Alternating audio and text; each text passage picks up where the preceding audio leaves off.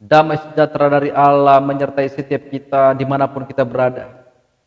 Saudaraku, kita sudah belajar tentang firman Tuhan di mana Yesus mengingatkan setiap kita supaya kita jangan berdoa seperti orang munafik. Karena kita tahu bahwa orang munafik ketika dia berdoa, ia haus akan pujian yang sia-sia. Di sini kita belajar firman Tuhan di dalam Matius 6 ayat 6. Di mana Kristus mengarahkan kita supaya kita berdoa di dalam kamar. Kita baca firman Tuhan di dalam Matius 6 ayat 6. Dikatakan, saudaraku, tetapi jika engkau berdoa, masuklah ke dalam kamarmu, tutuplah pintu dan berdoalah kepada Bapamu yang ada di tempat tersembunyi. Maka Bapamu yang melihat yang tersembunyi akan membalasnya kepadamu. Saudaraku, di sini Kristus mengarahkan setiap kita supaya ketika kita berdoa, kita masuk ke dalam kamar kita dan menutup pintu kita. Dengan kata lain, Yesus mengingatkan kita supaya kita masuk di dalam tempat rahasia di mana hanya kita dan Allah.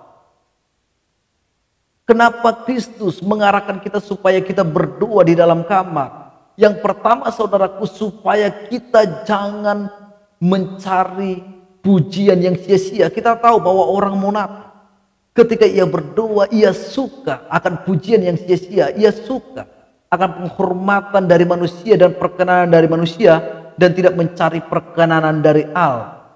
Saudaraku, ketika Kristus mengarahkan kita untuk berdoa di dalam kamar, karena di dalam kamar kita lebih bebas menyampaikan dan mencurahkan isi hati kita kepada Tuhan. Di dalam kamar kita tidak perlu malu untuk mengakui semua dosa-dosa dan kejahatan yang kita lakukan.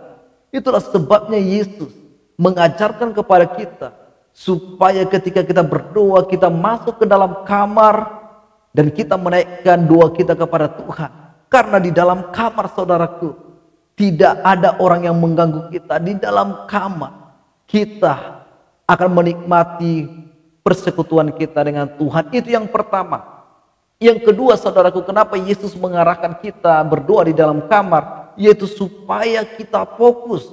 Karena ketika kita berdoa, kita adalah orang yang mencari Tuhan. Jadi jika kita berada di tempat keramaian terus kita berdoa, maka banyak hal-hal yang membuat fokus kita itu pecah. Tetapi ketika kita masuk ke dalam kamar, kita bisa mengarahkan hati kita kepada Tuhan, mengangkat jiwa kita dan menaikkan doa kita kepada Tuhan dengan mata yang tertuju kepada Tuhan. Dan itu adalah suatu hubungan yang luar biasa. Jadi saudaraku, itulah sebabnya Tuhan mengajarkan kita supaya kita berdoa di tempat rahasia, yaitu di dalam kamar kita. Karena di situ Allah mau berjumpa dengan kita, dan Allah ingin mengajar kita dan memperkenalkan dirinya kepada kita secara pribadi supaya kita kuat menghadapi setiap tantangan yang ada di dunia ini. Karena itu, saudara-saudaraku, marilah kita kembali berdoa di dalam kamar kita, di dalam satu tempat rahasia di mana Allah merindukan kita berjumpa di sana. Karena kita tahu bahwa doa adalah tempat dan sarana di mana kita bisa berjumpa dengan Tuhan, di mana kita bisa mencurahkan isi hati kita kepada Tuhan, di mana kita bisa menyampaikan segala kekhawatiran kita kepada Tuhan. Doa itu sangat penting. Tetapi Allah mau dan Ia sangat rindu supaya ketika kita berdoa, kita benar sungguh-sungguh berdoa dengan segenap hati kita. Kita berdoa dengan kerendahan hati kita.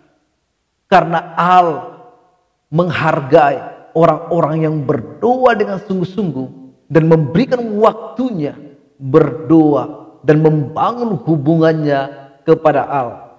Karena itu, teman-teman, saya mau mengundang saudara dan mengingatkan setiap kita, ayo mari kita berdoa, membangun hubungan kita yang intim dengan Tuhan. Karena saya percaya ketika kita membangun hubungan kita dengan Tuhan di dalam doa, maka kita akan mendapatkan kekuatan yang baru. Kita akan mendapatkan sesuatu yang berbeda. Ketika kita membangun hubungan kita dan berdoa kepada Tuhan, maka kita akan memandang segala hal berbeda dan kita memandangnya dari sudut pandangnya Tuhan. Karena itu jangan lupa berdoa. Ingat, doa itu sangat penting. Doa itu sangat berguna bagi kehidupan kita. Alkitab berkata, doa orang benar bila dengan yakin doakan sangat besar kuasanya. Dan saya mau mengingatkan kita bahwa orang yang berdoa adalah orang yang mengingat Tuhan. Karena itu jangan lupa berdoa. Dan jangan lupa berdoa bagi setiap keluarga, keadaan dan negara kita. Karena itu saudara-saudaraku, ayo jangan kita menjadi orang yang munafik. Jangan kita menjadi orang yang mencari pujian dari manusia. Tetapi ayo kita masuk ke dalam kamar kita. Kita kunci pintu kita. Dan kita mencari perkenanan dari Tuhan. Tuhan Yesus memberkati setiap kita. Haleluya. Haleluya. Amin.